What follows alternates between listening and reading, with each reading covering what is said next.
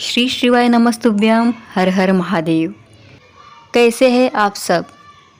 देखिए, आज का ये वीडियो बहुत ही खास होने वाला है। वैशाख का पवित्र महीना कल से शुरू होने वाला है और आप ये उपाय वैशाख के कौन से भी दिन कर सकते हैं। आपके शरीर के रोगों को दूर करने के लिए, आपके जीवन के दुर्भाग्य को दूर करने के लिए। यदि आपको किसी भी प्रकार की बीमारी हो, चाहे नेत्र संबंधित बीमारी हो, किडनी संबंधित बीमारी हो या शरीर में किसी भी प्रकार का रोग हो और वो कई दिनों से है और उसे आप अगर समाप्त करना चाहते हैं तो वैशाख के किसी भी दिन आप ये उपाय कर सकते हैं। सभी को करना है किसी भी एक दिन। पूज्य गुरुदेव की ही कथा सुन के समझ करके समझाने की पूरी कोशिश करती हूँ, मगर उससे पहले वीडियो को लाइक करें। यदि भगवान शंकर के आप सच्चे भक्त हैं तो चैनल को ज़रूर सब्सक्राइब करें। देखिए, वैशाख का पवित्र महीना, वैशाख की तपती धूप, आग उबलती लहर, और इसी वैशाख के पवित्र महीने में आपको बहुत ही सुंदर सा उपाय करना है। देखिए, ये जो उपाय है ये विशेषता रोग मुक्ति पर है। देखो, क्या करना है आपको एक बेल का फल लाना है। बेल के फल में का जो अंदर का गुद्दा रहता है उसे क्या करना है आपको, तो उसे आपको निकाल लेना है। आई आपको बात समझ में? ये गुर्दे को आपको निकाल लेना है। लेकिन कैसे निकालेंगे?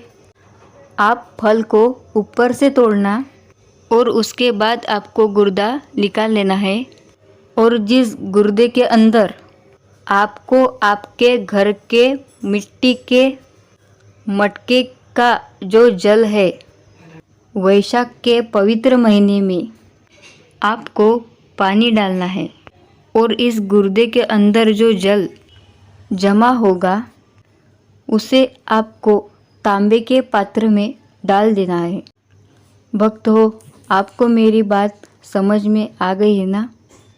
आप जल किस पे डालेंगे, तो बेल पत्र के फल के ऊपर जिसमें से हमने गुद्दा निकाला है उसमें। फिर वो जल आपको तांबे के पात्र में डाल देना है।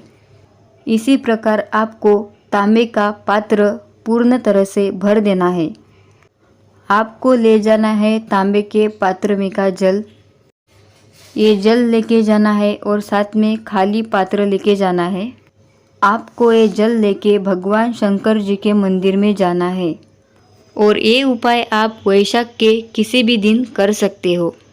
चाहे आप आखा तीज पे कर ले, चाहे आप प्रदोष के तिथि पर कर ले, चाहे आप पूर्णिमा या अमावस्या को कर ले, लेकिन वैशाख के पवित्र महीने में ही करना है।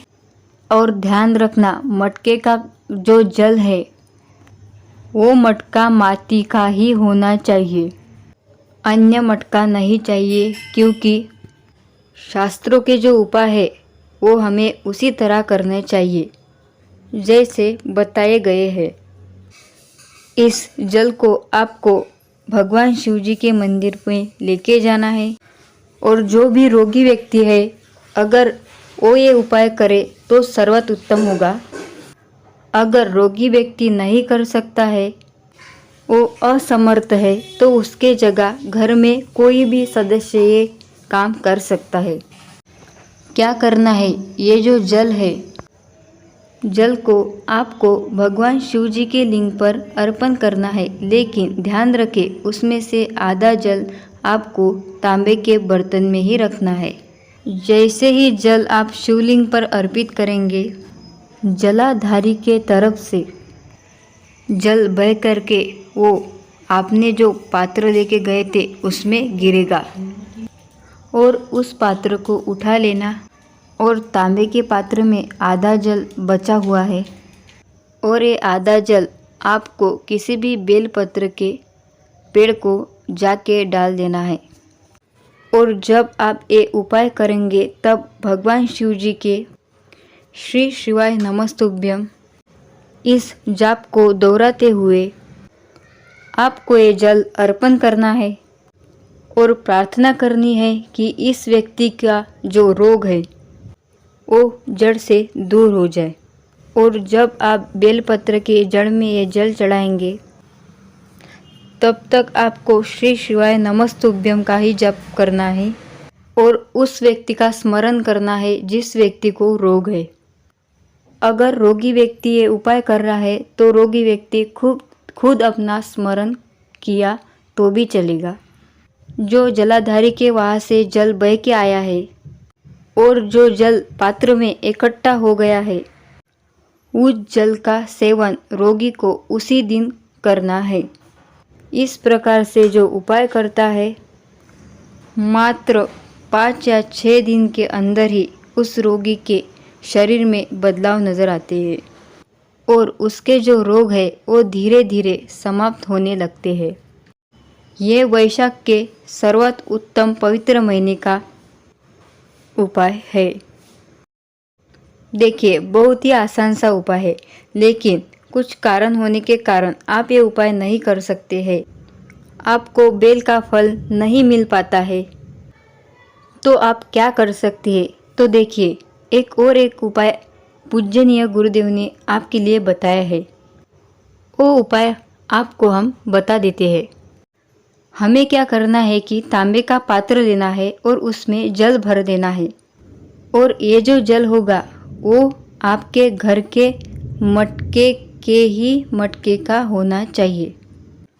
यदि कि माटी के मटके का ही जल लेना है और ये जल आपको तांबे के पात्र में लेना है और साथ में लेने हैं एक बेलपत्र। और बेलपत्र कहीं से भी खंडित ना होना चाहिए और बेलपत्र को दंडी होना भी ज़रूरी है। अगर आपको बेलपत्र नहीं मिले तो आप भगवान शिव जी के ऊपर जो बेलपत्र चढ़ा हुआ होता है औरों का वो भी लिया तो आपने चलेगा। उस बेल के पत्ते को आप शुद्ध कर ले और वो पत्ता तांबे के जो हमने तांबे का बर्तन है उसमें जो हमने पानी डाला था उसमें डाल देना है। इस वैशाख के महीने में आपको बेलपत्र को तांबे के पात्र में डालकर ले जाना है और आपको वहाँ पे थोड़ी देर श्री शिवाय नमस्तुभ्यम का जाप करते हुए और अंत में आपको ये जल शिव जी के लिंग पर पूरा अर्पण कर देना है। यानी कि पूज्य गुरुदेव ने हर बार कहा है कि आपके घर के मिट्टी के जो मटके होते हैं उसमें का जल अगर आप शिव जी के मंदिर में लेके जाते हैं तो इससे पितृ भी तृप्त होते हैं और आपके पितृ भी इस उपाय से प्रसन्न होते हैं और आप ये उपाय किसी भी मनोकामना के ऊपर ये कर सकते हैं। बहुत ही सरल उपाय है, चाहे रोग संबंधित है, चाहे आपके शरीर में किसी भी प्रकार का कष्ट हो तो ये उपाय आप कर सकते हैं। अब देखिए तीसरा उपाय बहुत ही खास है। ये भी उपाय आपको वैशाख के किसी भी दिन कर लेना है। क्या करना है कि 5 बेलपत्र लेना है और साथ में लेना है एक तांबे के पात्र में हमारे मटके का ही जल।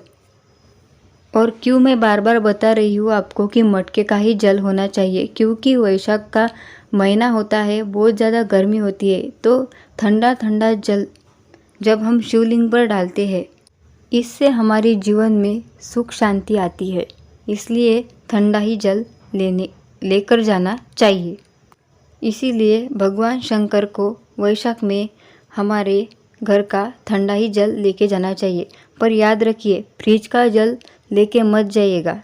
तो देखिए क्या करेंगे, एक तांबे का पात्र लेंगे और उसमें 5 बेलपत्र डाल देंगे। और ये भी उपाय रोग मुक्ति के ऊपर है। आपके शरीर में कोई सा भी रोग है तो आप ये उपाय कर सकते हैं। बेलपत्र आपको धो के साफ करके ही महादेव के मंदिर में लेके जाना है। अब आपको उस तांबे के पात्र में से वो बेलपत्र निकाल देने हैं और वो बेलपत्र माता अशोक सुंदरी के स्थान पर रख देने हैं। और ध्यान रखिए सामने वाला जो हिस्सा होता है बेल का वो लिंग के तरफ होना चाहिए और डंडी इस तरफ होनी चाहिए जिस तरफ पानी गिरता है। और साथ में आपको स्मरण करना है कि आपका जो भी रोग है वो रोग से आप मुक्त हो और श्री शिवाय का जाप कर लेना है और जल उस लोटे में ले लेना है और उसे रोगी को वो जल पिला देना है। ये थे आज के अद्भुत वैशाख के उपाय। चलो तो मिलते हैं अगले वीडियो में और तब तक के लिए श्री शिवाय नमस्तुभ्यम।